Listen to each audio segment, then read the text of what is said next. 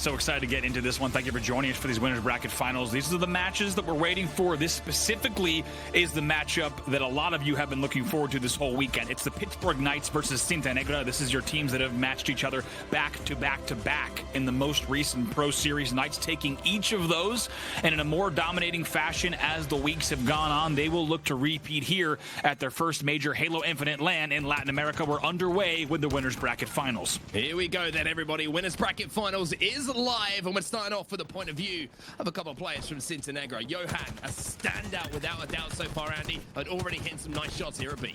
Yeah, we'll see what he can do. Picks up the first one, but Atso with some nice answering back, and they've got now angles from the garage as well, so that's going to be even trickier. We'll get taken down, though, by some good pillar nades and some good back and forth. 2 dead off of the opening between the two sides.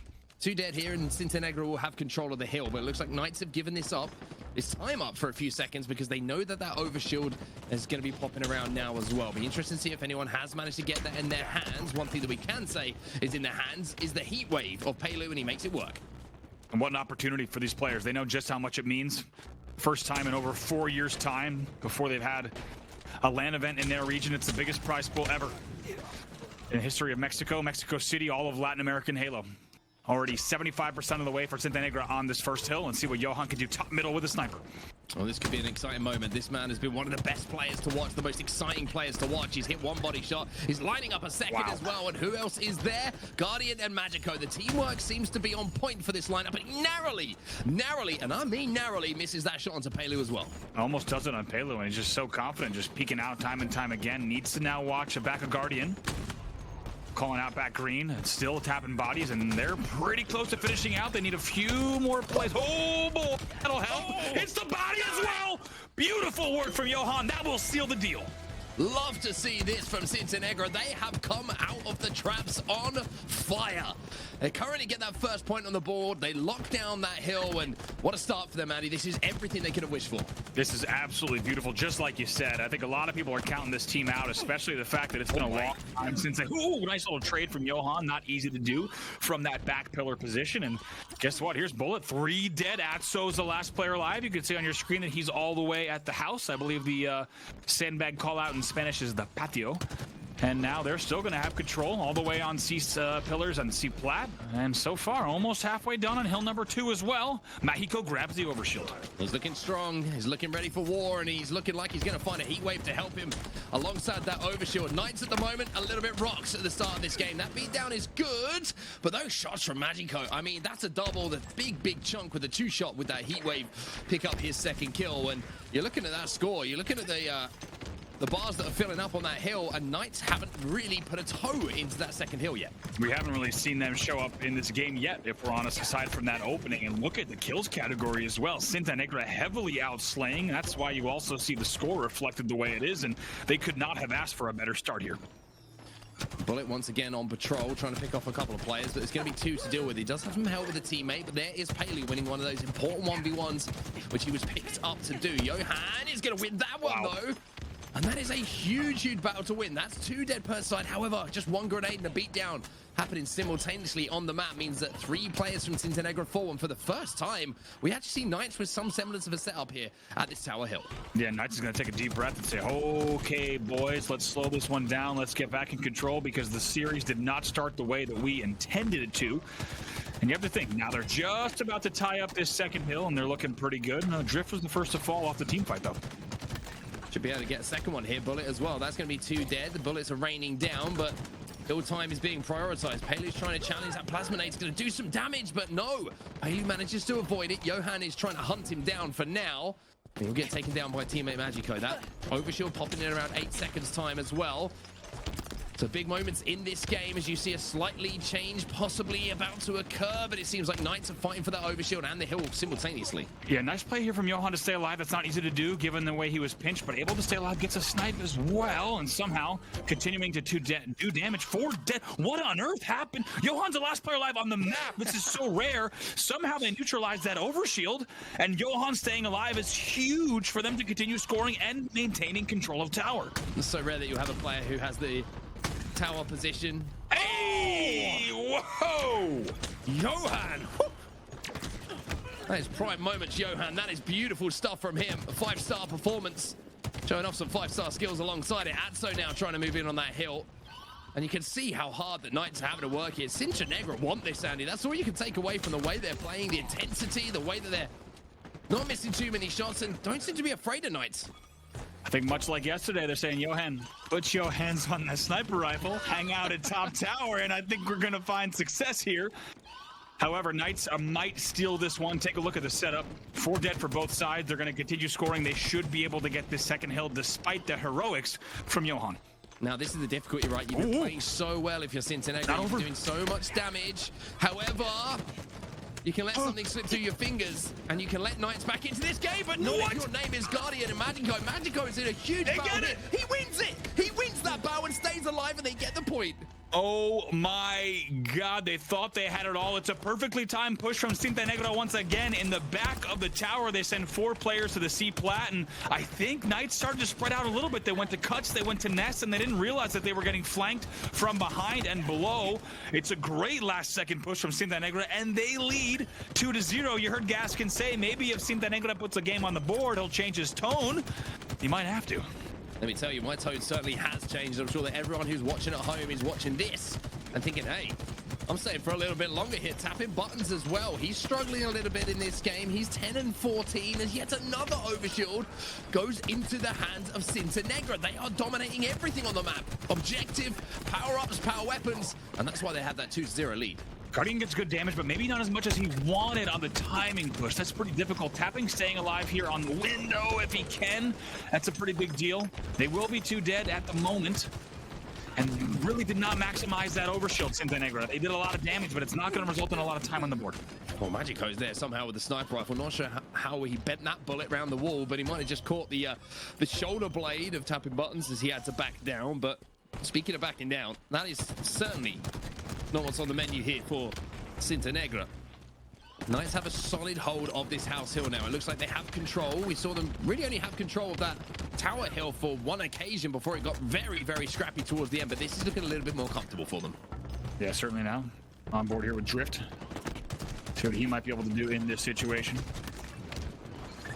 Staying alive, that's going to be 1 dead. Guardian's the first to go. Mahiko as well. Now, this should be their point. They should be back in this game to bring it within 1. That's the point. That halves the deficit. Now, how does Cintanegra respond? Knights showing that they are not going to go down without a fight here, and there's a reason they're the #1 team in the region. And is the adrenaline going to start to just slowly kind of drip away from Cintanegra as they find themselves 3 dead? Johan last alive. See what Johan can do. We've seen him with some, as we said earlier, heroics. They're all going to spawn house here. Already pushing through tunnel as well to try to get some dummies and maybe see angles. But right now, more time on the board for the Knights. 1 dead, Tapping Buttons. 2 dead as well. Bullet on the flank here. He's going to have some good shots onto Drift. Should be able to clean this one up as well. Manages to do so. That's a couple of quick kills in quick succession. Atso's having a fight here with Guardian, and his teammate keeps him alive. Johan with the shots. Not sure if the overshield was popped or if it's still going to be down as Knights flood in now, and you'll get the answer to that question in just a few seconds' time, unless we stay on Johan's POV, who decides he doesn't want to see. Yeah, we'll see. Johan's going to need to play together. They have a teammate here at house as well, and they do get Drift down, but he needs to stay alive. Good little bait and switch on the key door. Let's see if it pays off. It does. 2 dead for both sides, but they need to be careful here. They're about to forfeit what was a 2-0 lead. Look how much time is needed. Pelu's still scoring. Pelu's still scoring and somehow still alive. Finally, Johan decides enough is enough. Manages to walk forward and with the help of his teammate, get a couple of kills. Now we are on board with Johan once more.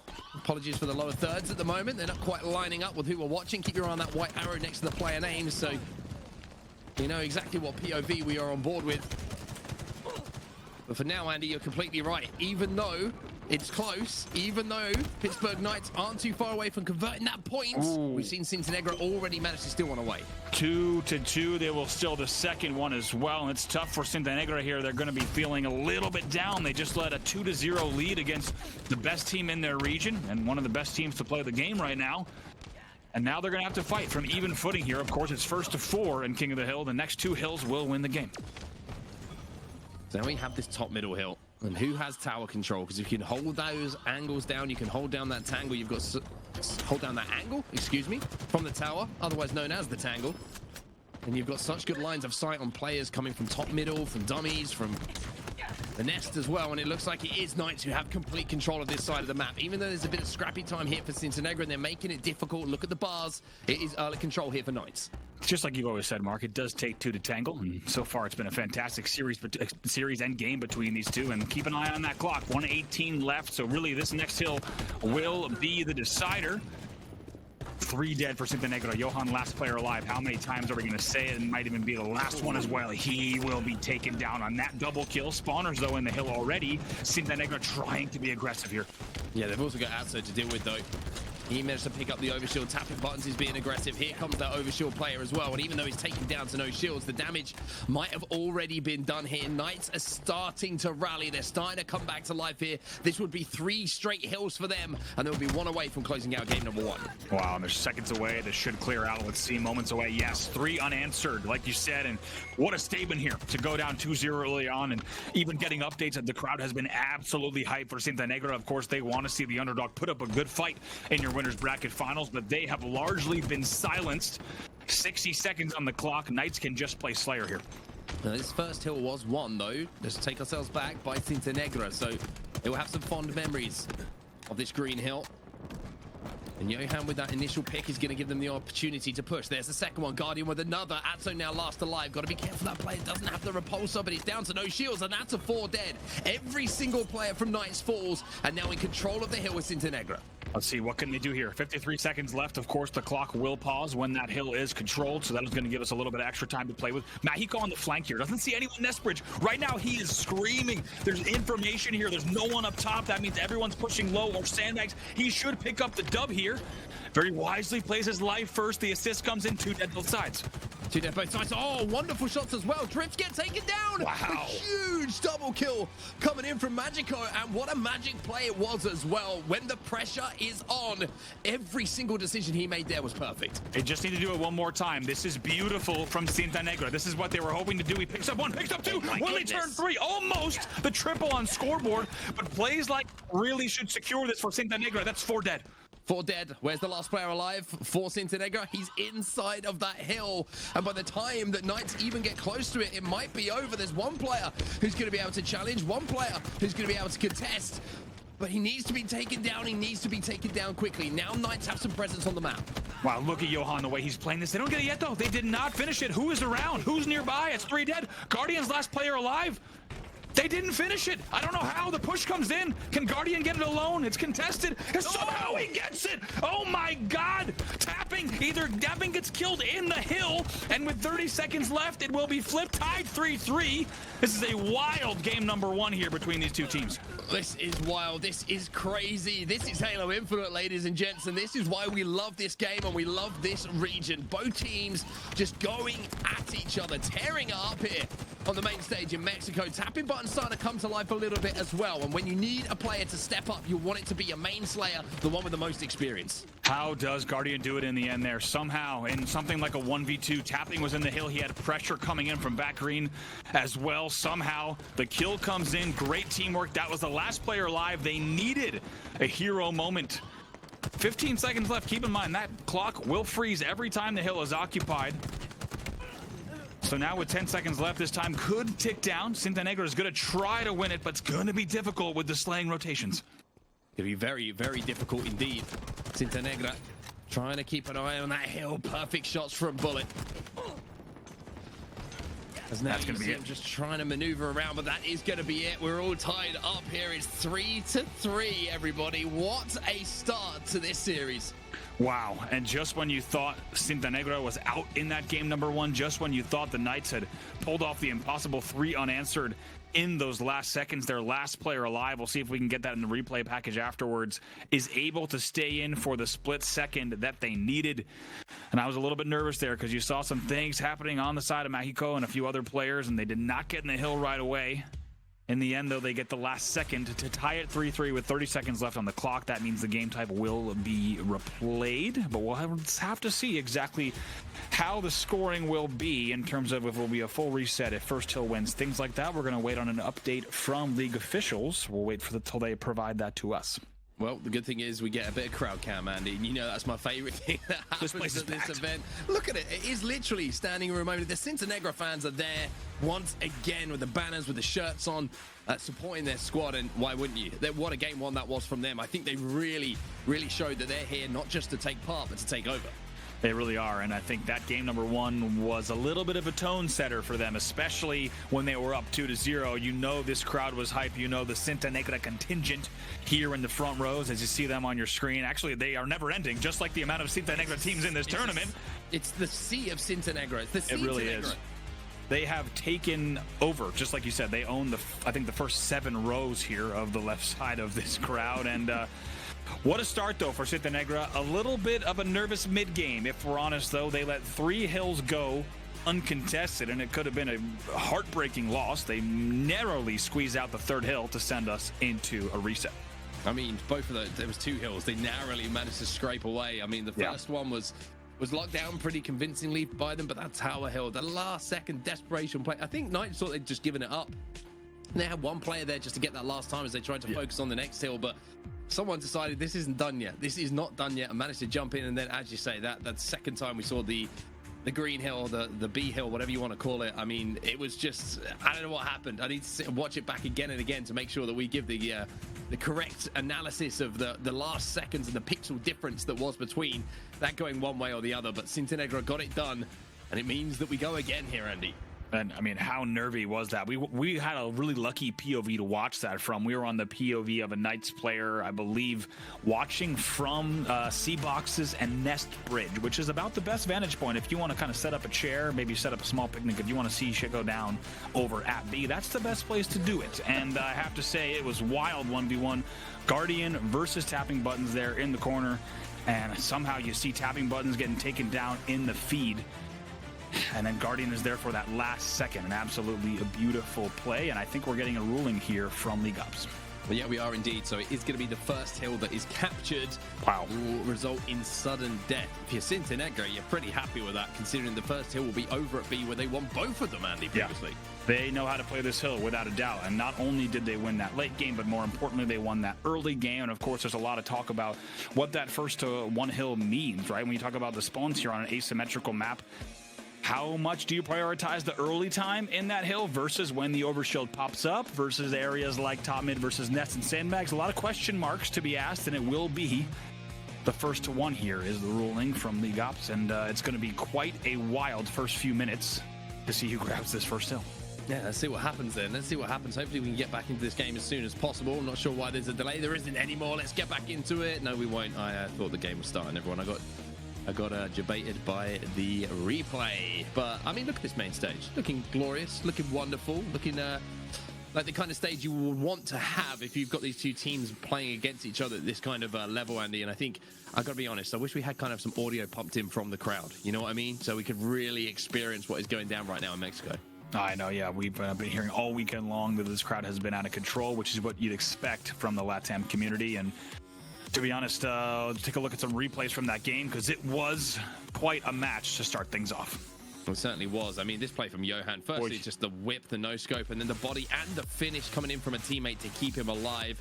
And this was Magico as well, with this overshield and the heat wave, just cleaning house, just bang. And then this second one, poof, just full chunk. And this shot, by the way, from Johan. Oh, boy. You missed the... Yikes. Oh, boy. It's threading the needle. Fadeaway jumper from Johan at back tower. Nice job there, and he is also killing spree. Couldn't turn 2 there, but he will get the assist in the end. And my God, what a start from them. They were up 2-0, but right away, Knights answered back. And you have to think, kind of like Lottie was alluding to, when you get to a match like this, maybe one team isn't used to being challenged as much. And I think Cintanegra took advantage of that, right? They realized, hey, if we come out firing here, we can maybe squeak out a few hills right away. Yeah, and they certainly did that. The question for me is, how much energy does a series like this take out of you if you're going to play this way, if you're going to play with such intensity, if you're going to play at such a high level? And the longer the series goes, how much of the game 4 and 5 is going to suffer? But for now, we have to wonder about that question for a few more moments, because we're still waiting to get this replay underway and see who's going to take home that first hill. And I tell you what, if Cintanegra get into this position where they won the first two, they won this hill twice in the previous game, then they lose this game, that will be heartbreaking for them. Heartbreaking, and something they're not going to forget for a long time, especially because, like you said, the way that they played these first two hills, or specifically the green hill, they've played it very well back-to-back. And I expect them to be ready here. The question is, will they employ the same strategy? Keep in mind, when you talk about the opening of a live fire king, there's a lot of ways you can go. There's a lot of areas you can add pressure, whether you're pressuring pillars and nest or top mid, or using more of a power-up route. There's a lot of options there. Curious if they're going to employ the same strategy or maybe try to change it up to catch Knights off guard. Knights, on the other hand, they're going to need to make sure that they make no mistakes because they have no room for error. They let the first two go in game number one. They obviously cannot do the same here in this overtime period. I mean, overtime it's very interesting, and especially live fire king of the hill, because of the fact that this first hill, usually we have that initial battle for the hill and maybe the sniper rifle. Then you have the overshield, which pops a little bit later on, and you have to decide, do we try and challenge the hill? Do we go for the overshield now? If you lose that early fight and you're forced to then try and play for the overshield, if you lose that fight, you lose the game. It really is as simple as that. So there's no wiggle room whatsoever for these teams. You have to get it perfect. It's the importance of not just the first hill, obviously being the deciding factor, but the first team fight, Andy, could be deciding how this game actually ends up. It really could. The first team fight, and especially the spawns that follow thereafter, really could determine who gets this point. It's pretty wild to say. This is high-stakes Halo without a doubt. One thing I do want to point out was the overshield control and dominance that came in from the likes of Cintanegra. And even when we saw the Pittsburgh Knights with a guaranteed overshield, you and I were talking about it. Johan's last player alive at tower. He should die. They should have a free overshield. We didn't see it off screen, but they absolutely melted that overshield. So they've done really well to both prioritize it and melt it when they don't get it. Yeah, it's always a good thing. If you can't get the overshield, you have to make it as non-impactful as you possibly can on the map. And that means not only staying alive when you see that overshield player and dealing damage, but making sure that by the time he gets into a position to take a 1v1, that you've taken as much of that overshield off, or at least burnt a little bit of time on the clock for it to start to dwindle away just a little bit. But you can see the players at the moment waiting to get this game back underway. I'm sure that they're just as desperate to do it as we are. Maybe Pittsburgh Knights are just trying to ice their opponents a little bit. Who knows? I'm coming up with speculations. They could be lies. Who knows? I don't know.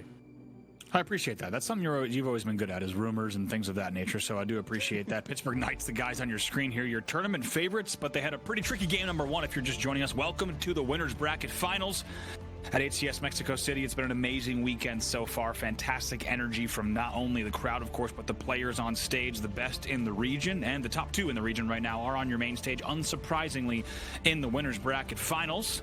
Pittsburgh Knights, as we started to say, though, with a little bit of a trickier road so far, they will now find themselves in overtime for game number one.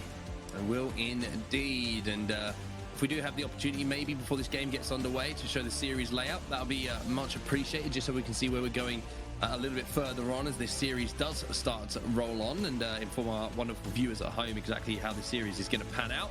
That will be wonderful. But if not, we'll just stay here and we'll have a little chat about what we expect to see. Can you remember what game 2 was? Give me a second. I think I can summon it. Yeah, was it Catalyst Slayer? Honestly, I can't remember off the top of my head. I cannot remember off the top of my head. It's been Slayer Recharge, Capture the Flag, Catalyst, Stronghold Recharge, and Slayer Aquarius. Let's see. I think it's Slayer Recharge. I think it's Slayer Recharge. I've just remembered now. Yeah, thank you, Lottie. Yeah. We appreciate it. Slayer Recharge. I knew there was a catalyst in the first three. Van Prague literally keeps this ship afloat, and you all have no idea how true that is. You have absolutely no idea. It is going to be Slayer Recharge. Then we go to CTF Catalyst, which, if I look at this series and I'm Cintanegra, I'm thinking we could get this done. You know what I mean? Like, you got to Slayer game 2. If they can win game number 1, then you go to one of the newer maps, which is a little bit more difficult to predict still at this stage who is going to be the better team on it. This is a Cintanegra winnable series all of a sudden. It's true. This gets pretty scary for the Pittsburgh Knights, who expected to coast through this tournament, and I don't think they would argue any differently, right? This should be their event. I know they're going to have some opposition, but they're ready to rock this tournament just the way they've done for every tournament in this region so far. So if they lose this overtime, just like you say, and they find themselves in deep waters in the back of Recharge, it could be pretty difficult for them, especially heading into that CTF Catalyst. I think, Marky, your points about the series layout are absolutely true. Knights need to make sure they take this game 1. Games 2 and 3, not really something they want to play around with. Yeah, and the same, you can say exactly the same on the other side of the stage, right? Cintanegra now need to take this game one because they've got the opportunity to, as crazy as it sounds with the game types we have in front of us, maybe think we could 3-0 Knights here with just the game types that we have available if we take this game one. So Knights have got some questions to answer now, and I'm hearing a little update. Apparently there's a little bathroom break happening for the players right now, and they'll be back on stage as soon as possible for us to get the game underway. So maybe my theories weren't as crazy as they seemed.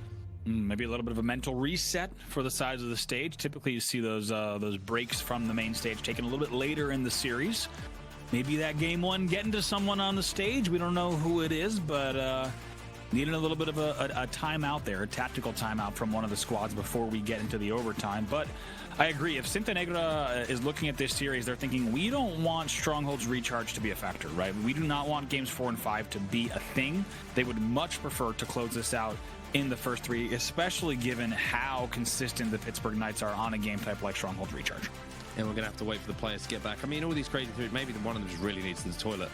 Yeah, that is also something that could be very, very true. So apologies if that is the case. And we hope you enjoy your trip and you'll be back as soon as you can be feeling a little bit more comfortable. But we do go to Strongholds Recharge and Slayer Aquarius. And even those game types, Andy, those game types, I think Strongholds Recharge usually favors the stronger team, as you would imagine. It's more control-based game type. But the fact we've got Slayer Aquarius as a game 5 as well, and this is a best of 5. Remember, 2 Slayers in here. If you can extend this series, I think this might be a little bit closer than we've been giving Cintanegra credit for.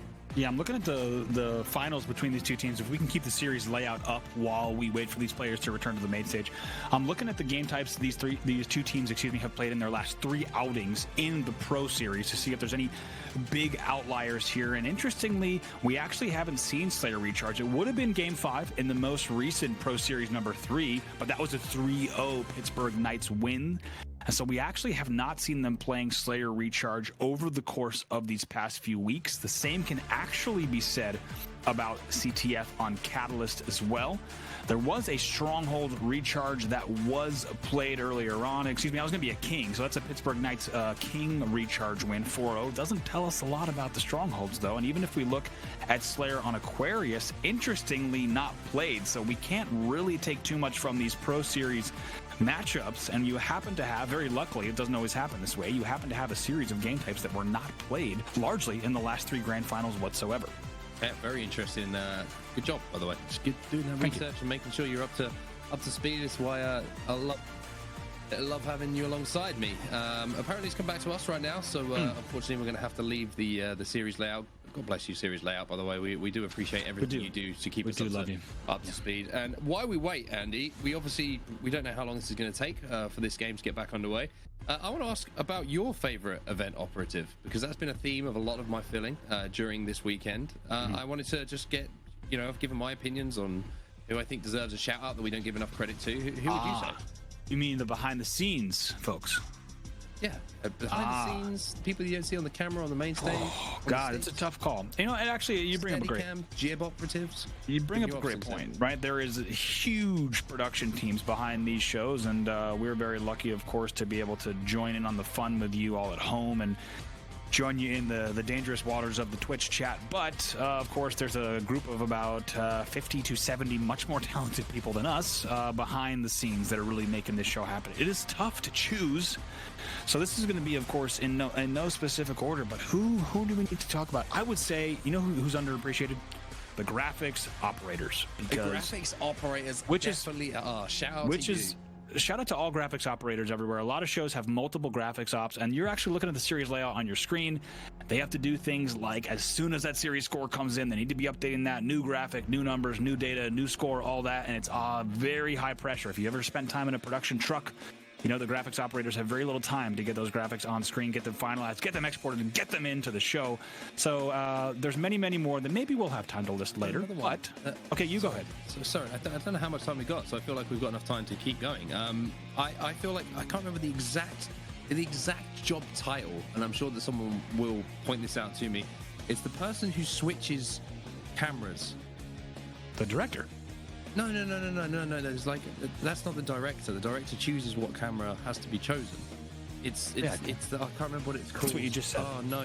No. They choose it. They don't like actually do it. You know what I mean? Like they're not the actual person who. Oh, you mean the director saying take one and someone's actually hitting the button? That's the director. Yes, the person who hits the buttons. Imagine the pressure in that situation. Because if you've seen like, huge productions and stuff and behind the scenes of like big events, you don't want to take the wrong cam. You don't want to take the wrong camera. Especially you're getting like directions barked at you as well. What's it called? Oh. It might be called something. Don't worry, we got plenty of time today. We'll come back to it. But if you haven't had a chance to watch behind the scenes production videos for whether it's esports, whether it's the Emmys, whether it's the Super Bowl, make sure you watch videos. It's amazing to watch a production team work together. It is like a beautiful orchestra just hitting every single note on time. Vision mixer. That's a great term. It's a vision mixer. It's a vision mixer. That's the one we're looking for. Okay, so it sounds like they come from the future. Vision mixers, it does actually. Right? The vision mixer might be part of the Marvel universe moving forward. Who knows? I can see it. It's a possibility. I can see it as well. Maybe there's a money-making idea for us. One thing that we should talk about, Mark, when we talk about, maybe we'll get the series layout back up while we wait, just because we do have another thing to talk about in the series. It's worth noting that the last time we saw live fire strongholds played, that was a big win for Pittsburgh Knights. And so it's surprising to see this game tied as we wait to get back into this reset of game number 1. I know who to give a shout out to. Sorry to jump in. We should give a shout out to our FFA champion of the event, and that is Vespa. Huge shout out to you for taking home $2,000 and congratulations. We hope to see you on the main stage soon, but for now we are back on the main stage, and the great thing is this game ain't gonna last too long because it's a replay of King of the Hill here on Live Fire. First hill to be captured will win. It was tied up at 3-3 when we left it. It's time to find out who's the winner. Cannot wait to get back into this, and there's going to be a lot of nerves on the stage here between these two sides. A lot of time since that first game was played, and now they need to be ready to jump right in. Here we go, underway. Well, here we go. It's time to get underway, as you say. Cintanegra versus Knights. It's 0-0 in the series, but 1-0 is going to change it if you get that hill on the board. Haley trying to be aggressive on the pillars. This was the hill, like we mentioned, that twice was won by Cintanegra, but off the break here, you can see the Knights have picked up the initial kills. Yeah, 3 dead for Cintanegra. See what they can do here. Johan. Unsurprisingly, last player alive. We hear it so many times. He's going to be able to grab that overshield somehow, and now it's 3 dead for the Knights. Oh, this is scary. 3 dead for the Knights. They are going to be spawning near the hill, which is a little bit of a blessing, but you're seeing the flood start to come in. Now you're seeing the dummy spawns after the first kill was picked up. Johan has the overshield. It is total control of power weapons and power ups and the hill here for Cintanegra.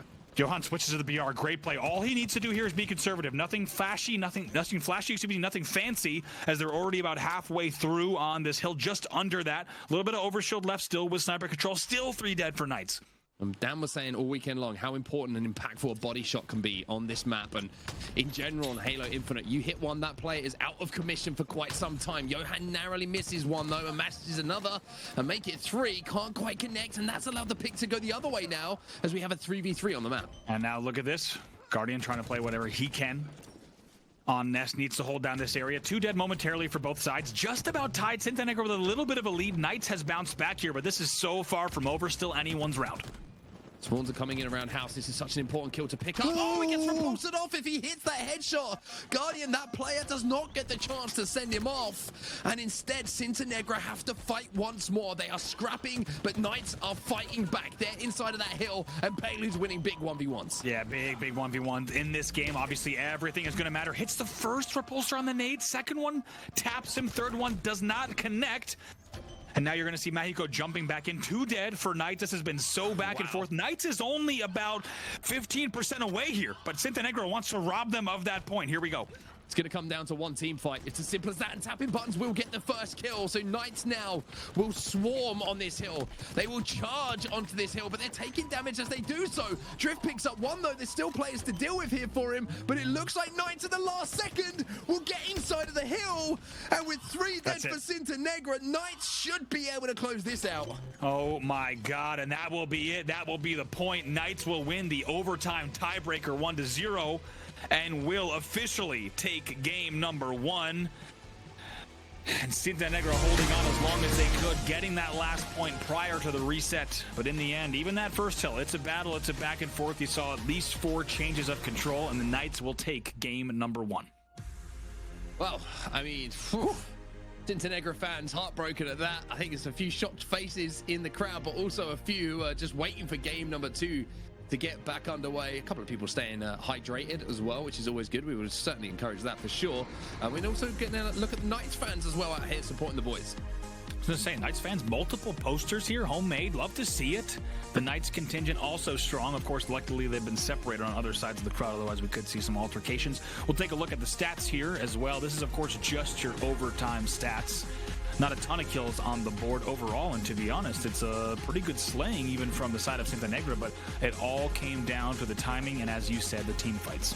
One team fight is what separated the two teams, and it was tapping buttons who got that first pick to give them a numbers advantage. It really did come down to something as simple as that. If you can get that first kill and not get traded out, then you create a 4v3 on the map and you can collapse in, but it couldn't have been closer. It really could not have been closer that first game. The fact we went to a replay, the fact it was just a couple of pixels between them sets us up now for game number 2. But for Knights, I feel like that was a vital win for them. Really big win. And for it to come down to the King of the Hill tiebreaker rule, it's a little bit nervy, right? Not the way that they wanted to maybe win that game or even have to win that game. Tapping Pelu, Atso, and Drift on your screen here. Number 1 in the region, undefeated so far. This, of course, is their event to take, and they are expected to do so, but they had to work pretty hard in game number 1 to do that, and now they will lead 1-0 in the series heading into the Slayer.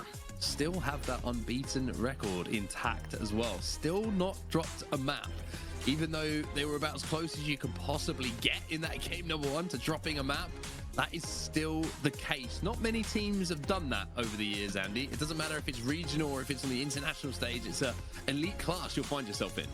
It absolutely is, and they've got to be feeling good about that. Maybe that was the spark they needed, right? Going down 0-2 on a King in game number 1 in your winner's bracket final, not how they intended to start this winner's final. However, they will bounce back strong, and they will, over the course of those last few hills, let's not forget, they will also outscore them 4-1 overall, right? So yes, that went to the tiebreaker and first hill wins, but if we look at statistically what we saw over the second half of the gameplay overall on King of the Hill, that's a 4-1 victory in the second part. So it's still a big statement, and I think they need to remember that heading into game 2. I think they have a lot of momentum. They certainly do, and keeping that momentum is so important in a series like this. If they go up 2-0, maybe that hope, that adrenaline that was fueling Cintanegra in that first game starts to dwindle away. And I was talking about Cintanegra maybe thinking the series allows us to look at a quick 3-0, or maybe it's going to be the other way around now, as that is a little bit of a heartbreaker for them. But now we head towards a Slayer recharge, where we have seen Knights bleed a little bit against some teams throughout the bracket. So Cintanegra, again, another opportunity for them to strike maybe. Yeah, we'll see what they can do here. And to be honest, I think they need to remember just how well they played that game overall. To get those first 2 points, to force Knights into an overtime, to secure that wild third hill of their own. A lot of big plays, a lot of clutch timing. You saw what Johan was doing as well. And to be honest, Johan also playing so well at back tower, staying alive, making sure to clean up the kill at the bottom. And at the end, it was just great presence and great pressure. It's a great team push off of sandbags from Knights to close it out. But I think if you're Cintanegra, do not get down on yourselves. Yeah, that's one game, but you played it great. It came down to a little bit of a coin flip of a overtime, and now they could focus on the Slayer. Well, the good thing I'm hearing as well, that apparently in the venue there's a Cintanegra chant that's broken out. And I asked you, I think it was day 1, what is a more chantable name? Is it going to be Pittsburgh Knights, or is it going to be Cintanegra? Or apparently it's the second one, that exact tune that's being chanted in the arena right now. So if Cintanegra needed to be picked up after that first game, the crowd are certainly behind them. Yeah, it's great to see, especially after you drop a tight game 1 like that. I think to see that your fan base, and as we just saw earlier, there's a lot of them. There is a lot of Cintanegra fans in the building. There's also a lot of Cintanegra rosters, right? So they're also cheering on the OG squad as well. You saw there was rows and rows and rows of them, and I think if you multiply it by their family members, they're taking up the entire left side of the venue. So we know that that chant is going to be loud. It's going to be proud, and for the Cintanegra players on stage, it's going to be a big deal. They can keep their head held high. They can really focus up on this game too. 100%. The Slayer recharge is going to be that game before we move over to a capture the flag catalyst. Now, Knights, for me, I've got to be honest, the way they've played Slayer recharge has been slightly reckless at times. They've always been looking to, it feels like, how quickly can we get to 50 instead of how safely can we get to 50. I think Cintanegra can take advantage of that sometimes by just slowing down and maybe baiting a few players out. Oh, certainly, without a doubt. Could not agree more. And I think the playstyle of Knights is just that. They want to grab camo, and they want to grab grapple, and they want to grab shock, and they want to go straight to Bat Legend Gold, and they want to just be hitting shots and hitting multi-kills, which we love to see on screen, but there are times where that can certainly punish you. Curious what level of discipline they bring into this game, and also how they're going to carry that through the rest of the tournament. Just like you say, are they going to go for the flashy plays to end the game as quickly as can, or will this be maybe a little bit more disciplined because they understand now, after game number 1, just how much of an opponent Cintanegra is? Well, and looking like the players are still trying to get ready for this game number 2. Apologies to everyone who's waiting for some Halo on their screens right now. We'll get it to you as soon as we can. If we were in charge, we would be pressing that button right now to get into gameplay. But obviously, the players have got to feel comfortable. We're going to make sure everything's all right for them on the stage and all that good stuff. And I've got to say as well, you see the pictures of the players behind. I kind of like the backlighting to their heads. It's kind of cool. It's angelic. They appear to me as holy figures. Maybe they could well be. Who knows? Honestly, given the skill on the main stage, you might actually say that they are godlike, especially the man on the left side tapping buttons. The man became a household name, of course, back in the days of Halo 5. If you don't remember, maybe you're joining us here a little bit later in the era of Halo Infinite. Tapping buttons, the first player from Latin America, and actually one of the first players internationally to be ever picked up on a North American side by the organization Evil Geniuses, became an overnight household name. Of course, he's now returned to the Latin American region to play with Pittsburgh Knights. They have been undefeated all year long. They are the undisputed champs of the region. I think they know that, right? They know that they need to win this event, and they know they also need to take game number 2 to give Cintanegra no room at all. Well, hopefully it is going to be game number 2 we're getting into right now. I've already said this a few times this broadcast, but I have been baited by the fly-through here on Recharge. It has kind of cursed us, but hopefully the curse will be lifted here on Championship Sunday. Now, I'm interested to see how Knights actually play this one. If they are going to be as aggressive, if they are going to be as kind of reckless in the way that they try and get these kills on the border, if they are going to show respect to their opponents, try and slow this down when they don't have those numbers. We'll have to find out now as the game is live. Yeah, sometimes I say, why not be reckless, right? Why not fly into your opponent? Wait, hold the phone. Perfect. This don't look too good. Dear God, what did we just witness? It's like a Star Wars prequel scene here. Good heavens. It looks like we're going to have a match restart here. I assume that the players on Cintanegra intended to leave long haul at some point. You would imagine so, or maybe it's some sort of Ryanoob opening strategy. Who knows? It looks like Knights are playing to the whistle as... there we go. We're going to see a player drop. Yeah, going to see a player drop their drift is holding forward pretty violently into the corner, and we're going to finally see the match get restarted. So that will be a false start, and based on what we saw, I assume that will be a full restart. You cannot imagine that there were going to be any kills on the board, so it will just be a match restarted and not something where we see Knights charge and kill all 4 players in long haul. I thought that, who was at the end there running in a straight line? Was it Drift? Drift doing his best DVD menu impression, trying to hit that corner. Everyone would have perfectly. Everyone went nuts. Yes! Beer everywhere. Beer being tossed beverage up. of choice, whatever it would have been. Beer. We still managed to cut away from that moment as well. That might be something we look for in the future. You know, we should just put the DVD menu up on the screens at events in the corner, just to get everyone hyped.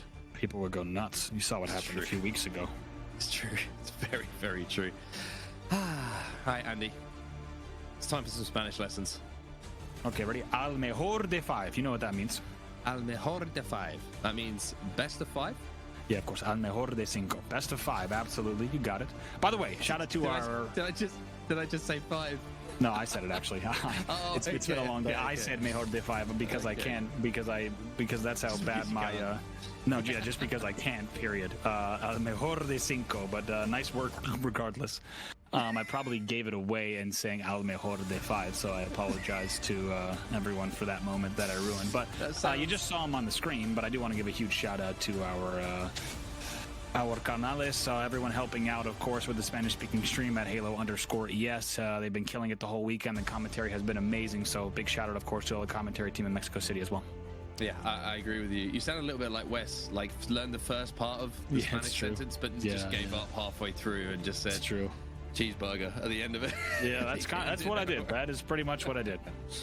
All right, well, just obviously waiting to see what happens here, everybody. Your guess is as good as ours. It looks like we're ready to get into it, okay? You did get baited, by the way. Dude, it will never leave. We did together. This fly through again. I never want to see this fly through again. But I do want to see gameplay, Andy, and I do want to see if Cintanegra can get back into this. That's the question, and we have to see how it starts. To be honest, what I'm expecting from Knights is a little bit more disciplined of a start, but the second they get the room and the openings to really blow the game wide open, then they're going to get aggressive. Maybe then they're going to hit those kind of high percentage plays where they take a little bit more risk. We'll see what they're able to do. 3 dead for Cintanegra off the opening bullet, last player alive. Well, very similar scoreline to what we saw in that first game. Exactly the same before we saw the restart. The difference is that Cintanegra have been moving, they have been grooving. Unfortunately, they've been losing those battles, but there is going to be one just to give him that first kill here. Pelu trying to do what he can with his camouflage to clean up the final players. Now Cintanegra getting a little bit desperate bottom middle, but Magico picks up 2, and now Pelu's got to be careful. Yeah, let's see how Pelu plays this. A little move into Whirlpool, presumably, and he sees players on bat ledge. Wisely does not shoot just yet. Instead, just gonna kind of peek in, see what he can find, and finds a player with a shot. Assistance is coming on the pipes, though. Nice little double kill there coming in for the squad. That's a really effective way. It doesn't look flashy, but that's a really effective way to clear out pipes. He gets a lot of help coming in from the side of Top Gold as well as Whirlpool, and they will regain control of the shock rifle. Well, Drift is going to fizz at the shields there of the player trying to push. He's going to have to hold off the push coming in from Cintanegra now because 2 of his teammates have fallen. This is such an important shot for him to hit, but he won't be able to. 2 players fly forward. That's going to be another kill, and now the score is essentially all tied up. Cintanegra back into this one. Nice work here. Bullet tries to stay alive. Second time we've seen him as the only player alive in that scenario. He will eventually get taken down, but manages to stay alive as long as he can. Johan will get taken down for Cintanegra, but the battle for pipes will continue. I mean, that's something you don't want to run around the corner to, is 3 players just staring at you going, this isn't your house, and kicking you out very, very quickly afterwards, followed up by a shock rifle kill. And at the moment, you think it's Guardian who's got the shock rifle in his hands. He's hit 2 in quick succession, and Magico now looking for a flank, maybe looking for a repulsor, maybe looking for the sword as well. Nice play here from Magico. If he takes damage mid-bridge and he goes control, he's almost certainly dead. Instead, he's going to let his shields recharge, go low for a second, and see if he can kind of re-engage in just a moment. Well, Guardian is doing some really, really good work for his team at the moment. He's putting down a lot of cover fire on those players, trying to cross into control for his teammates. He's also more than aware of that remote detonation that can be applied. Manages to get the finish through the smoke as well. That's a killing spree for him. Guardian currently sat at 5 and 2. He's also got 1 grapple left, which can really be a good get-out-of-jail-free card. He can use it to... He blamed him, by the way, just in case you're wondering. Did manage to get that kill, but Pelu with 2 kills of his own is going to reduce Cintanegra to just 1 player alive on the map. We're now starting to see Knights catch up to Cintanegra, who have had a good few minutes here, and they are slowing the game down, Andy. This is the answer to the question that we had.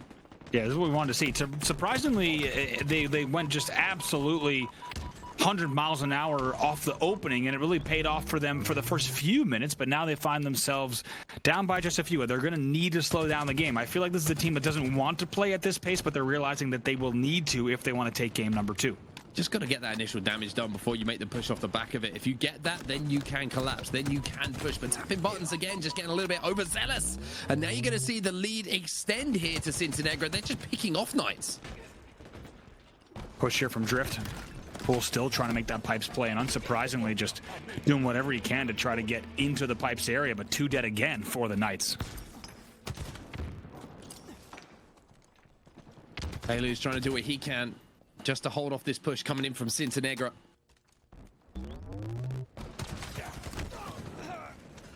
Nice green gun use though. Johan though is going to be there with the shock rifle again to do damage. Tapping buttons hits the death screen once more, and Cintanegra just picking them apart once more. Atso now last player alive. He manages to find 1, but that's going to give his position away, but he's going to be forced to try and make a play. My goodness, Atso. When you got to make a play, you got to make a play.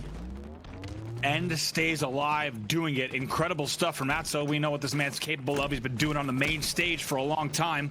And maybe that's the spark that Knights needed for another heartbreaking comeback in game number 2 as well. You just got to be careful here. Can't get carried away with that moment, but you can carry on with the momentum. Another shock rifle kill here for Atso, just whipping it into the face of his opponents. Gonna go ahead and Probably recenter here on glass in just a second to try to get some new angles. There he goes, and knows that the long haul push is coming. Cintanegra's playing it slow, though. I like this from Cintanegra. They know they need numbers if they want to regain control. Also trying to stay alive on the batteries as well. He manages to eat 2 grenades, but he can't eat the beat down. And now you see Magico picking up another as well. So Cintanegra, even with these crazy plays that have been coming in the last few moments, are still in the lead and still picking away at these solo players being found on their own from Knights. They are only just over halfway done now, 31-28. The game has stayed far too close for comfort, and they need to make sure on this home stretch they are just as diligent in picking up the kills they need to. Well, Halo is trying to pick up a few more kills. He's also got the shock rifle. He's trying to hit the grapple. He misses that one a little bit, though, and he'll get taken and punished for that decision. He tried to fly in on that player down on the box by the repulsor tunnel to finish off the kill, but just couldn't connect. One dead for each side here. Johan doing whatever he can to stay alive. He's 12-8 right now. Also Guardian, 13-5. These are big numbers from these two. Once again, how many times have we said it? They've been popping off in these games. They will continue leading. Yeah, with great damage once again. Not only damage onto 1, but 2 as well, which allows a trade to come in. He finds himself as last player alive now and quickly repositions as he knows that he's going to be called out. So this is a really smart play, actually. Just getting out of dodge, trying to find a new angle and be a little bit elusive on the map. 42-33 now in favor of Cintanegra. This is the home stretch, and they've done the hard work at the mid-game. This 9-kill lead, they should be able to close this game out. Tapping, though, able to pick up some. That's 3 dead for Cintanegra. 43-37. This is not over just yet. Now, Cintanegra cannot lose this game. They cannot afford to, because if they do, it will be a repeat of what happened on game 1. So close, and then letting Knights back into it. Camo goes to Atso. He gets spotted out, though. Magico with a huge moment for his team to take that power up out of commission. Wow. Superman flying across. Tapping tries to nail him out of the skies. He will get the assist as well.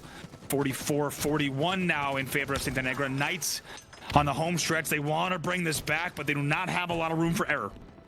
2 kills, the difference between the two teams. Trade goes down, which will keep that 2-kill difference. Tapping Button's just looking for anyone to land a shock rifle shot on. But there is a couple of kills for Cintanegra. They get closer and closer now to that magical 50-kill mark and tying up the series at 1-1. Tapping Buttons helps his teammates stay alive and does a huge amount of damage as well. This is the man who has the game in his hands. 47-45 now, Cintanegra.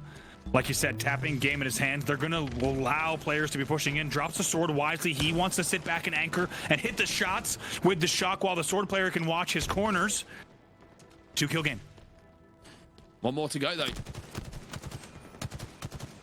Cintanegra creeping closer and closer to that magical 50, but you can see that Knights now have slowed the game down. My question is it too little too late? Because ever since they've done this, they've managed to make that difference smaller and smaller as the time has gone past.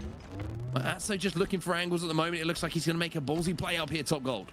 See what he can do. He knows he just needs to head check really quick. Cannot afford to take too much damage. It's a very commonly naded spot as well at the end of long haul. Here's Johan just sitting on the other side of that POV, just watching the gold stairs.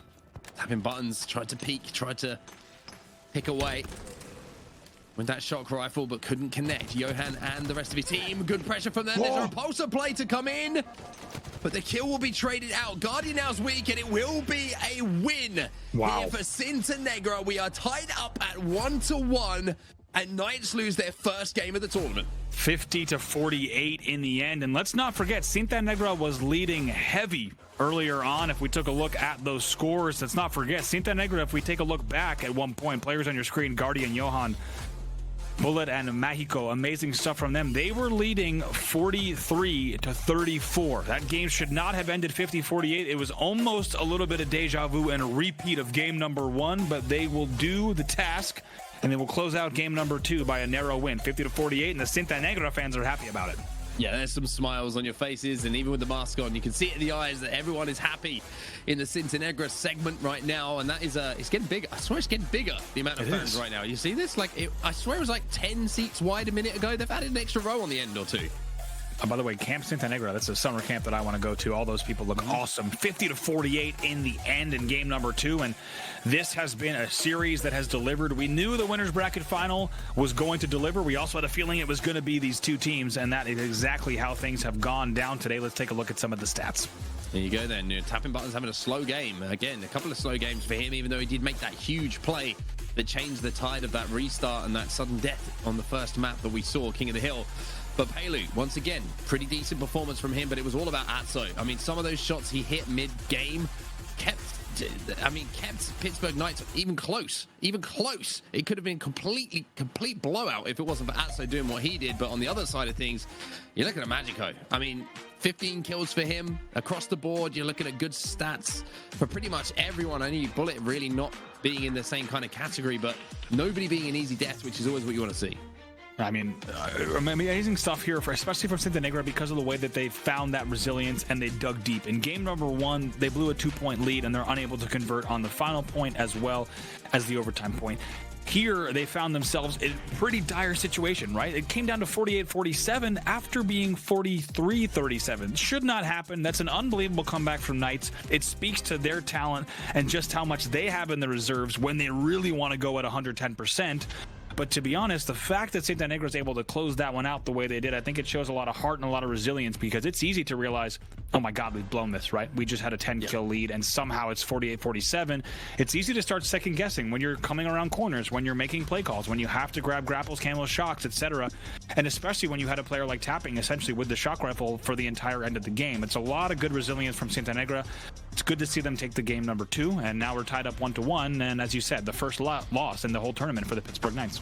Yeah, I think it's a really good point you make there at the end of that game as well, right? It's so much more difficult knowing you don't have that shock rifle. If you've got the shock rifle, if you're down or if you're up, it doesn't really matter, because you know you're going to get some damage down. You know you've got the opportunity to hit a headshot, to create space elsewhere for players to do things. But if you're on the receiving end or you're on the other side and you know that shock is about, and you know that there's an opportunity for you just to try and get information, you get picked off, and you can lose the game off the back of that. So a huge amount of credit has to go to Cintanegra to how they played that end game for sure. And Atso, I mean, this man was hitting shots like this one here. I think it's the one just afterwards as well that was just absolutely ridiculous. I mean, it really was. And if you had the score hidden during those moments and you only saw those highlights, you'd be thinking, okay, Pittsburgh Knights is walking away with this one for sure. But really great pressure all game long from Cintanegra. And even when they had the lead reduced to just 1 kill, they made sure to play. Look at that great push. That's a great example, right? When you're sending a player outside gold who's checking glass, it's so easy to just send one player and they get absolutely lit up from A catwalk and top control.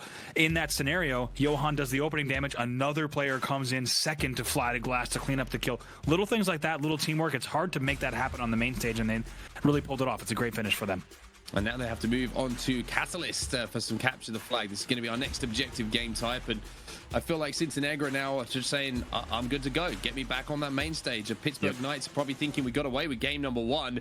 We couldn't get away with game number 2. And we've got a real series on our hand here. And I feel like, you know, you look at the Pro Series in the build up to this, and you're saying completely rightly that the Knights seem to be making that gap a little bit bigger, a little bit bigger, a little bit bigger. We don't know what the online implications are between these two teams. I can bet you any money in the world that Cintanegra are desperate to play these guys on LAN. They don't want to play them online anymore, and they want to show them what they're made of. I mean, the results so far would indicate that, right? I mean, this amazing King of the Hill live fire that goes to overtime, where we saw Cintanegra leading 2-0. That Slayer recharge, they will take it in the end, and they will have control all the way through, even though we thought they might lose that huge lead. And now they head to game number 3. So it's so different from their last Pro Series. For anyone who didn't catch it, the last time these two teams met up in a grand final in the Pro Series just last month, it was a 3-0 Knights win. So this is already very, very different. Well, here we go then. Looks like game 3 is ready and loaded. Knights versus Cintanegra will continue. So let's see who will take the lead in this series here and put themselves onto a series point as well. And a place in the grand finals will be at stake. So this is a massive, massive game in the series here, Andy. Who do you fancy? This is an interesting question. Who's taking this one?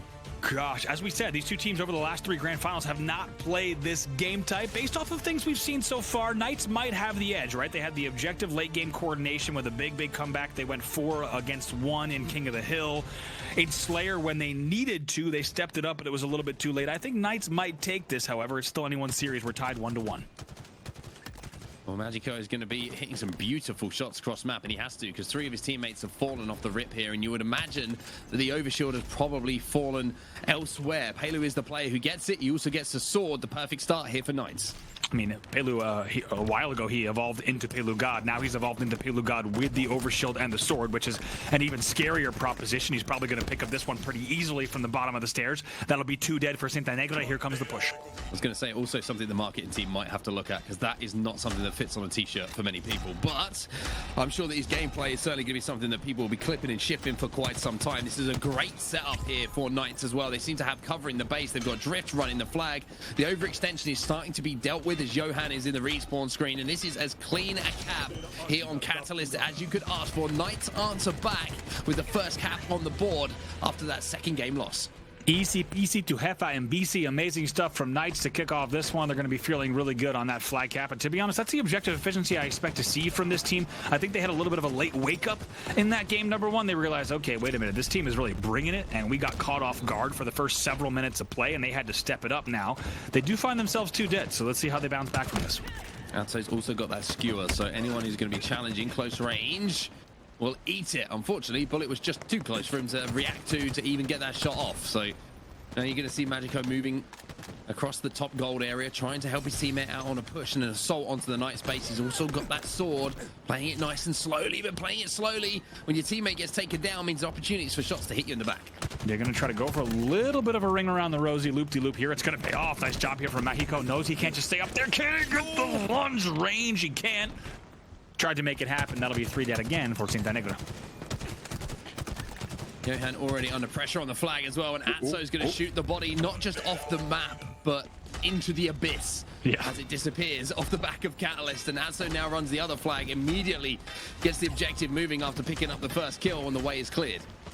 We talked about what Cintanegra wants to do in this series. Let's not forget, Knights a lot to play for here as well. They want to remind everyone, we've been dominating this region since this game came out, and this is our LAN tournament. We intend to take home first place at the biggest tournament in the history of Latin America. Mexico, though, starting to run of his own.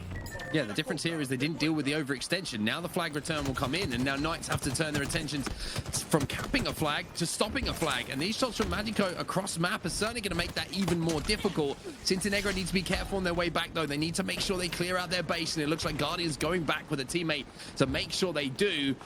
However, a couple of players seem to have snuck through here from Knights. It's not as easy and as simple as it might have looked, but a little bit of patience pays dividends. We're tied up at 1-1. Yeah, great patient play there. Like you said, Guardian decided not to go low to help his teammates to provide an angle. Instead, they just overstacked the top, and it really worked out well. They're able to get players on Knights dead again, and to be honest, it even gives them the kills were late enough on the push from Knights that it even gives them another advantage here. They still have 2 dead yet again. They still do. They're keeping that pressure on, and now Guardian's going to be flying forward in with a little bit of help from his friends, will clear out the Pittsburgh Knights base once more. There's 2 dead already for Knights and 2 off the respawn. So Cintanegra have the flag moving, and they could be about to turn this game on its head. That really is how he gets by. They have gold and Ivy blocked here, so there should be base spawns only based off of what we just saw. We'll see if Johan can get in. No problem. They have 2 dead again. There are 2 overextenders coming in right now for the stop. Look at these nades, though, from Johan. He knows there's a player here. He's got a little bit of damage done, and he's got some support from a teammate. That's going to be the turnaround complete here. From 1 down to 2 up, Cintanegra are here to play. Wow, Cintanegra with the Cinderella story and just coming back again. We saw them now kind of reversing fate. It's going to be a sword grab, though, and an overshield for tapping buttons once again. So we've seen the power weapons. There's a 1 slice. There's a 2 dice. Doble muerte for tapping buttons, and he's going to try to make something happen, and he'll hit the triple as well. 3 dead for Cintanegra. 2 slices of bread and the ham in the middle with the triple kill. Perfect stuff coming in from tapping buttons. He's looking hungry, and he's starting to feed a little bit now. But unfortunately, by losing the sword, it also means that someone else gets to pick it up. Knights try and make the push, but Cintanegra hold it off this time. 3 dead here for Knights. 4 dead, just like that. It's a great hold, as you had said, and 2 players will be spawning, but Cintanegra answer back with some great defense and a great base hold. Not easy to do when someone like tapping buttons gets a triple kill, but that also points to the difficulty of this map. It's a lot less straightforward than your other Halo Infinite maps. Pretty much on CTF maps, when you get a triple, it should lead to some substantial control, but due to the layout and the tough 90-degree corners on this map, it doesn't always guarantee control. Racha Asesina for Guardian. He's on a killing spree. Yeah, he is absolutely frying right now. He's got another 1v1, but tapping buttons is the player you don't want to take your ones against. He makes him pay for over challenging and maybe just trying to feed off of the back of that previous win. Well, that's just going to slow the momentum down for a second here, but certainly not the speed at which this game is played. Capping B 14-9 right now, leading this game pretty handily. Great numbers from him. He'll go 14-10 following that death, but now back over to Mexico here. Going to be throwing down pings on the Grand Salon. I believe your favorite call out in Spanish on this map. Very, very good. Grand Salon. Always a good place. I'm going to keep it English here to go and get your hair done if you're 60 years old or above. But for now, Magico's got to move forward.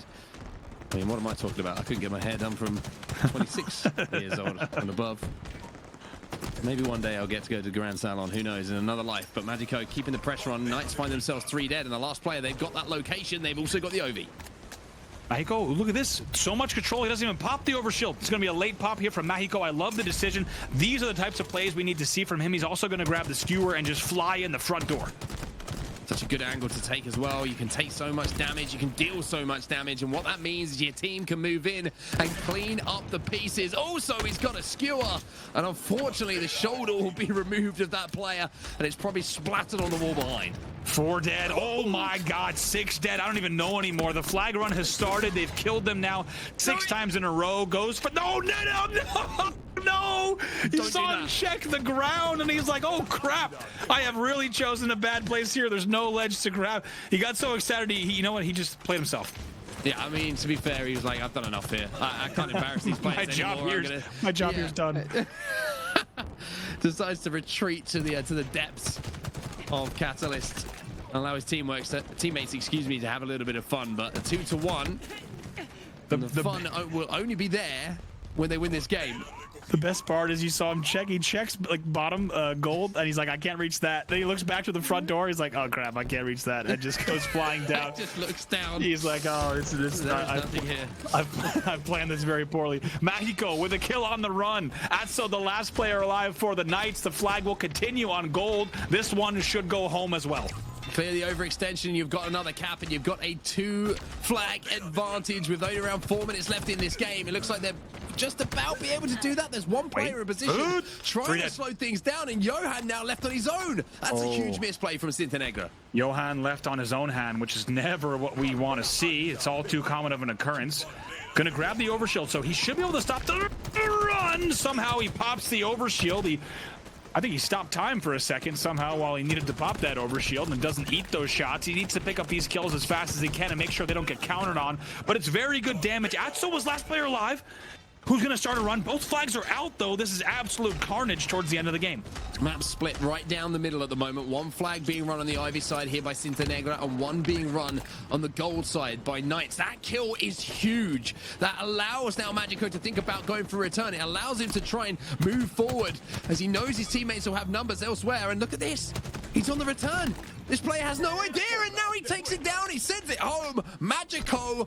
Abracadabra, my friend. That is perfect. The flag gets put in, and now he's doing work again, moving another flag. Yeah, starts with the run right away. This is great stuff here from Mexico. He's going to continue the Ivy run. Still 3 alive for both sides. So he's going to kind of play this a little bit slow, maybe see what kind of damage he can get.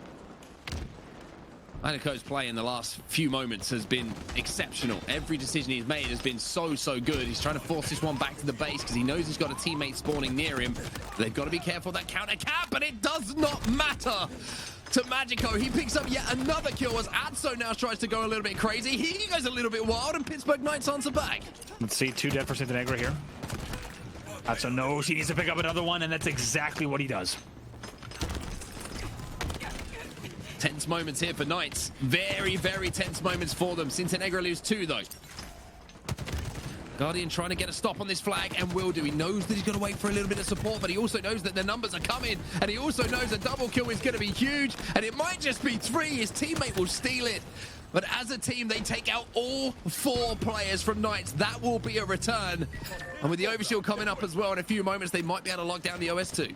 Yeah, 2 minutes left on the clock here. That's exactly what you wanted to see if you're a Cintanegra fan or one of the 7,000 in the venue here. We know you're pretty excited based on what you're seeing on screen. It's been really good late game performances from them. We got to talk about Mexico, 27-11 in the game right now. And Cintanegra, just a little shout out to the owner of Cintanegra. Apparently there was a tournament and the top 10 teams and travel coverage to come to this event. So there's 10 in total Cintanegra teams, and obviously Cintanegra supporting the Halo scene immensely.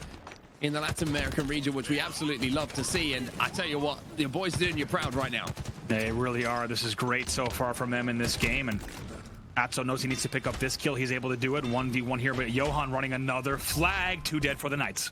2 dead for the Knights. No one on the overextension as well. It's a clear run home here for Johan.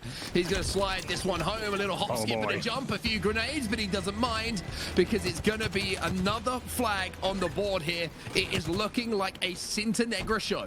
3-1 now for Cintanegra. We're also getting word from our friends in the venue. The Cintanegra chant is unsurprisingly quite loud, and it was even happening prior to that flag run, so they're very happy. However, Knights on the other side of the stage, they're not done just yet. 50 seconds on the clock. They would need to run heroic back-to-back flags to tie the game. Well, Atso's trying to do part 1 of that, and he's starting to write the first part of the script.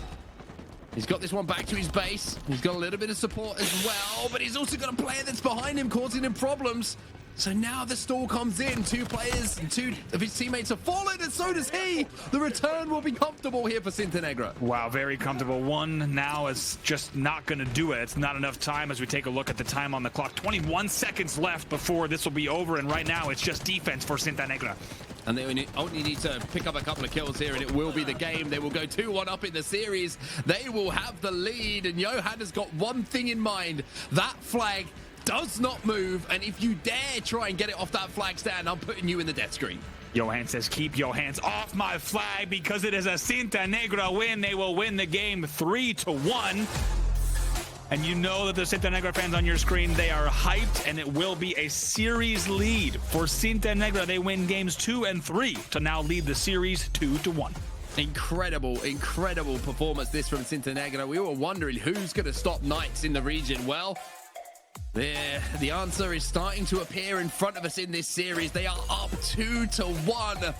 And they are absolutely loving what those 4 gentlemen are doing on stage right now. I mean, they gotta be, right? They also went, I think they found about half of Mexico City and brought them here in Cintanegra jerseys, and they are representing and certainly rolling deep, in the words of Richie Hines. 3-1 is your final score. It's a really great performance from Cintanegra to somehow sneak out the lead, and what a treat. Like we said, we hadn't seen those 2 teams play that game type over the past 3 tournaments in the last 2 months of play, and Cintanegra will be the team that gets the dub. I mean, what a performance it was as well. It was not just a good performance. It wasn't a scrappy performance. It was a slappy performance. Yeah, I agree with you. And look at Johan right now. He's not just trying to get himself going, get the hands going. I reckon he's trying to get the crowd going as well. Understandably so. Oh boy, these guys are stoked on the way that they've been playing here. It's been a fantastic series so far, and this one has delivered, Mark. We were excited about it. We know many of you at home were excited about it as well, but this certainly is one of my favorite series in a very long time. And once again, we get to see the Cintanegra. They're on their feet, and we're in the middle of the series right now.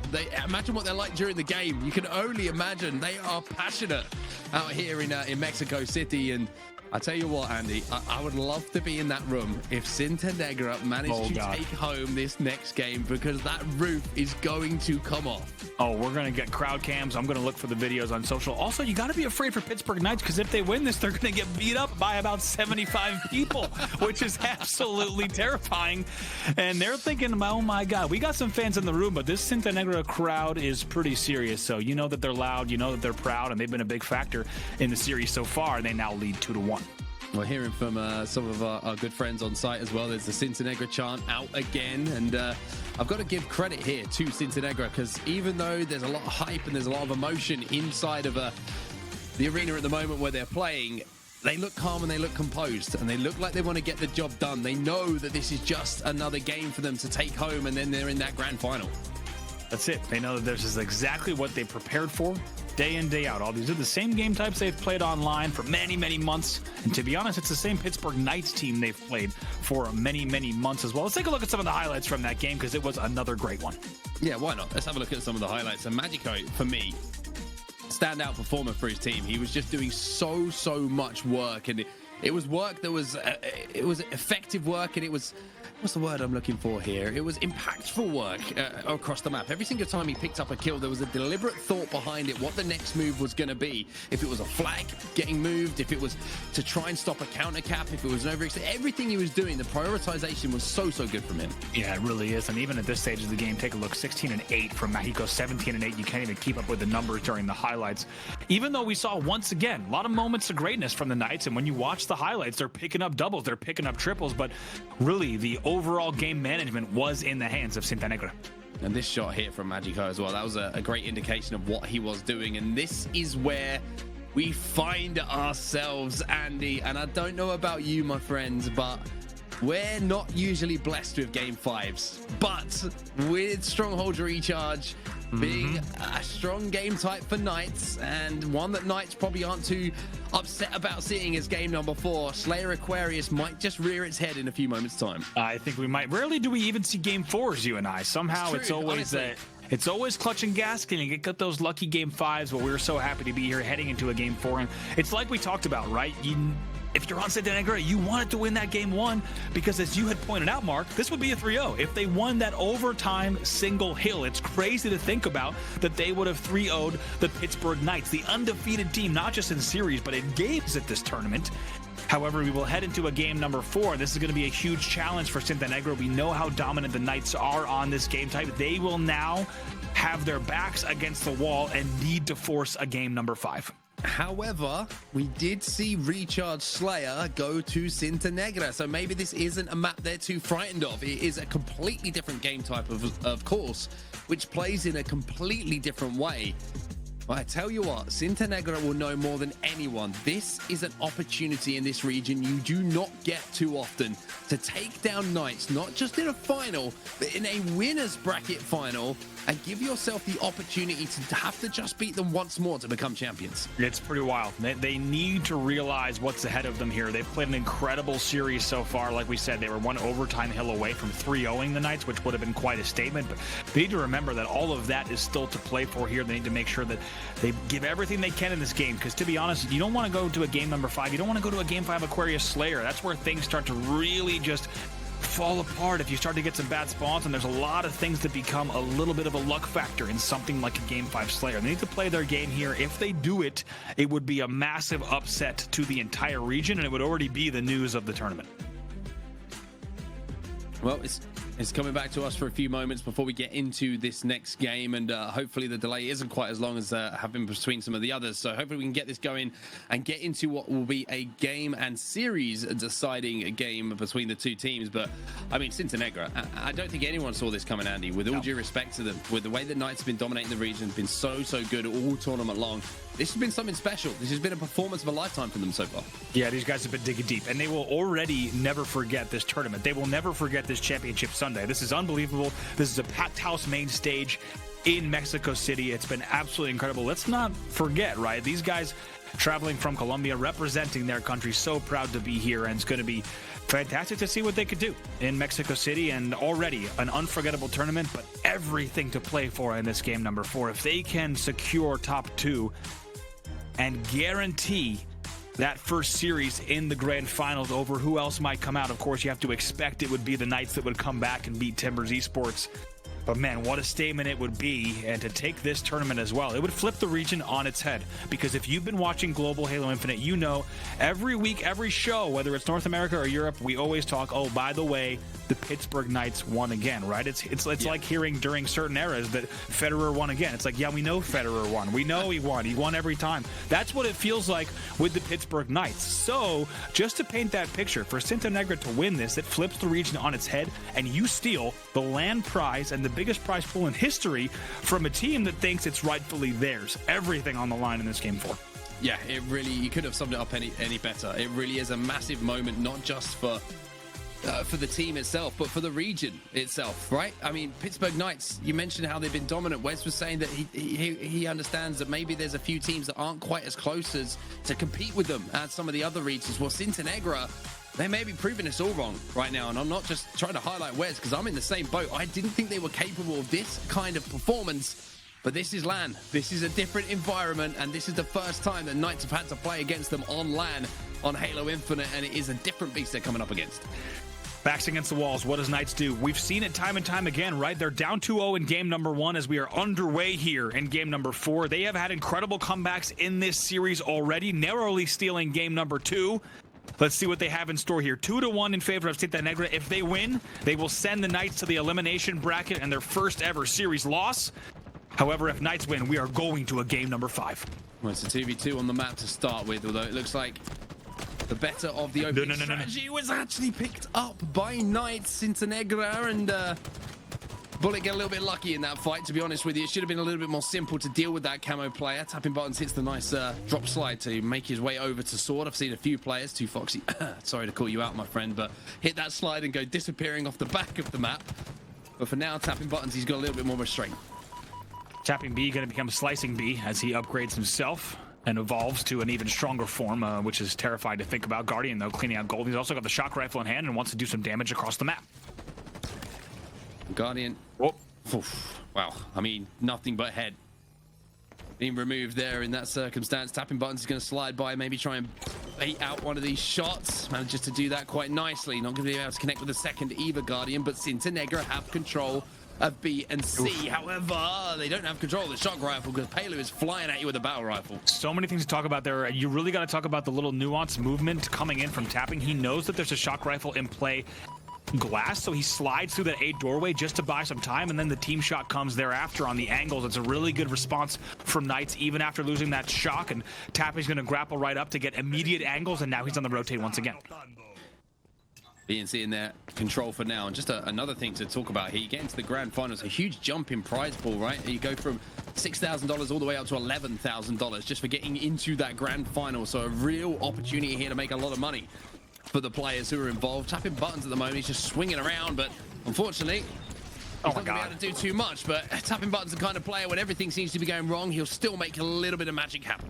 I mean, that is a perfect example of what Tapping could do, right? Grapples up, even gets a good angle. Even though he was taken down, he gets that death stick. That's absolutely huge.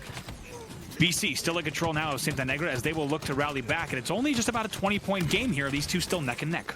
Yeah, no triple cap either for either team so far, and that's been something you want to avoid when you've got teams playing at this level. If you get under that spell of that triple cap, it is a horrible, horrible place to be, and you can be punished and have to find yourself scrapping to even get hold of one stronghold, let alone two to get scoring in. Johan with the camo and the sword, though, is going to be a problem here, and also going to be a problem as he jumps into B. He's also going to grapple onto the back of this player and drag him down to the ground. Now he's going up for the shock. He wants all the toys as well as the stronghold. Really nice work here. They're going to get B as well. They're going to lose C here, but even though they had 4 dead, they lost B, but it's because they put all their eggs into the A basket, and now off of those rotates, they will now hold A and B, and just like this, we will see a lead change. Cintanegra takes the lead in game number 4. These guys are impressing me more and more every single time I see them. There seems to be an organization about them. There seems to be a co-organization about them. And at the moment, they're also not missing too many bullets, even though Johan's going to have to escape here with the grapple. But good job to recognize that danger was coming. Yeah, good job there from Johan. Just like you said, looks like he got caught out, but instead grapples right back, and he's going to stay alive. That will be 2 dead for both sides. Losing A, though, so he does need to circle back. Losing A just for a second, though. He's going to re-challenge, and he gets the trade as well. Magico moving in on C, should be able to deal with the player in B. This is a massive play here from Magico. He gets 2, and that will guarantee C to be flipped. Oh, and last player alive is going to be in B as well, and shots going down on the batteries. This is beautiful play from Cintanegra, and it is perfectly timed. The hype in the venue as well, we're hearing, is hitting, I think, astronomical levels. So impressed with what we're seeing from Johan and Magico. Both of them have 9 kills apiece in this game. They will continue leading and continue scoring. Cintanegra do lose 3 players, though, so they might well lose C control.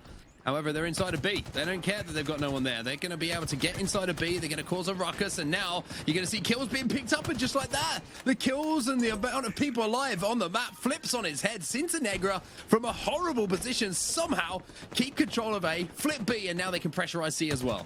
This game is flipping on its head. This region is flipping on its head. Anyone watching from Latin America who has watched peripherally, especially anyone who's in the venue in Mexico City, probably cannot believe what they are seeing. You've heard these team referred to as the final boss of the region.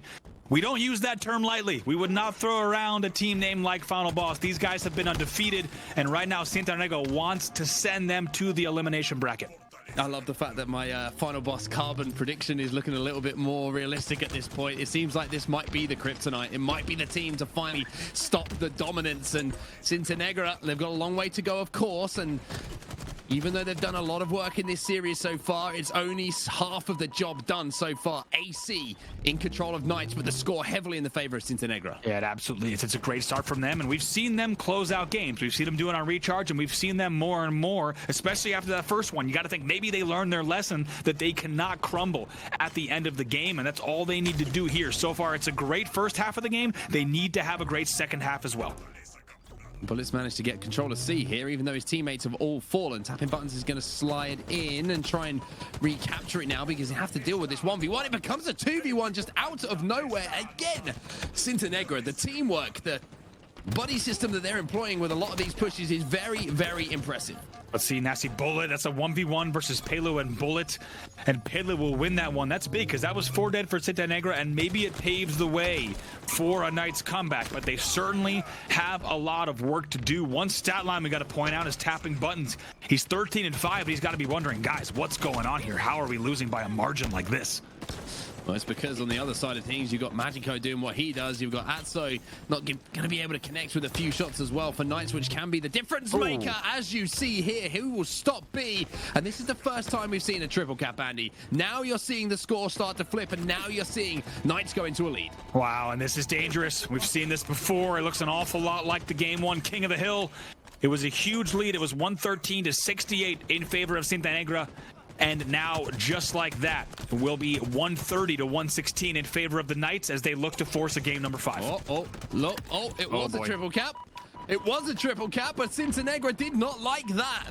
They flip all of the strongholds back into their control. They still have 2 dead here from the Knights, and Magico's going to be able to swoop in here and maybe think about a reset. Instead, it's going to be a big fight won by Knights just to keep seeing their control and keep that score from getting out of hand. Bullet now trying to do what he can in the back of Whirlpool, but this A pressure is going to be a lot to deal with. That's a disadvantageous angle, a hard one to fight, and a repulsor makes it even tougher. Great pressure coming in for the Knights. 2 dead for Cintanegra. A and B still in their hands, though, and Atso is going to chunk a lot of damage from that frag grenade. Gets chased down as well. Guardian in a 1v1. He misses the stick as well. And you got to be careful here if you're on Cintanegra. Even though good plays are being made, and even though you've done so well so far in this series, you've got to stay ice cold in these moments. When it gets tight, you can't afford to wilt here. They've lost B. They look like they're losing A. Oh no, the reset comes in. Somehow someone makes a play at A. That is huge. Drifts the first to fall. Guardian will be traded out as well, though, as we take a look. And now Atso knows he needs to try to win these battles at back elevator. Hammer's going to be coming up as well. Atso's trying to get some eyes on it. He's taking some damage, though, and the camo player, I think he might have just landed on his head. He manages to get away, that camo player, as Atso tries to find him and tries to make sure that's not going to be effective while all of the battle is happening around the power-up. A and C go back into Cintanegra's hands, and so does that lead. And 2 dead as well. And now 3 dead. One's a spawner, so still continued control. Should be able to clean C reset in just a second if Bullet can win this. These 1v1s at C are so important. And as we get into the final stretch, you have to think there's going to be a few key 1v1s around the stronghold that could decide it. There's around a 20-point advantage here for Cintanegra, but the control is back in the hands of Knights. They have a B, they have C. As the push now comes in aggressively on pipes. You spoke about important 1v1s. Tap in B. Is happy to tap his BR onto a few bodies. As this game starts to close out, they're making a desperate play onto B. Tapping Buttons cleans up one and gets the reset. Wow, he's tapping all the right Bs right now, and liking what I'm seeing. He even dodges those grenades at pipes. He gets caught out at danger, though, so that'll be 2 dead for Knights here, and an opportunity once again for Cintanegra to try to regain control. It is so close here on the home stretch. Yeah, it's just a few points between the two teams. A is being flipped, but it's been reset here by Cintanegra, so we essentially have a tie game at this point. This series has been phenomenal. Unbelievable. Could not have asked for a better winners finals between these two teams. Something's about to happen at C, though. We'll see how those battles go down. Looks like a player had to retreat down low. First kill's going to go to Magico. 2 dead here. Might be 3 dead in a second, depending on what Atso could do. No, he makes sure to even the tides with a great grapple. Sandwich, though, so 2 dead yet again, and Cintanegra has had control. It's going to be 180-177, and Cintanegra will continue scoring with AC. Pipe spawns here for Knights as well, so they're going to be trying to push onto A after this kill is picked up. A trade comes in, 2 players fall from Cintanegra, but instead it looks like Knights are actually making a little bit of a play on both strongholds. A is going to flip over, but the Magico magic is starting to come to force here as he grapples that camo away, and that could be a big moment. It's huge. He was the last player alive. That was 3 dead for Cintanegra. Magico as the last player alive. He's able to grab it. He's able to now get into B and continue applying pressure. 2 dead for Knights. Camo play on B. We'll flip it back into favor of Cintanegra as well. Magico's still alive with the camo. That will expire though. Good shots onto the player up on heaven. Perfect shots. Nothing short of perfect at this point is going to get the job done as he flies in again to help out a teammate. Look at the damage that Magico is doing. He is playing like a man possessed. Beautiful stuff here from Magico. Amazing stuff. He's able to provide the damage into Elevator as well. That was back-to-back, essentially 3 dead, 223 to 189. Cintanegra, they are so close and they might just do it. Oh, he needs to win this 1v though. Magico gets taken down. Adso trying to flip C here, but it's desperate for the Knights. They also have a little bit of work going on at B. Johan, he wins a 1v1 and he survives. Re-challenge comes in. He'll buy a little bit more time for himself. Johan somehow or other is still alive in this situation as 3 players now fall for Knights. And A is being flipped over by Cintanegra. It's all about that A flip. Not much to go here for Cintanegra as they look to close it out. They will get AB, but now all eyes are going to be on B. They get the B reset. That's huge. They will continue scoring and they will cross the 240 mark. It is the Cinderella story here in Mexico City. They cross the 250 mark and Cintanegra take the series and dump Pittsburgh Knights down into the elimination bracket.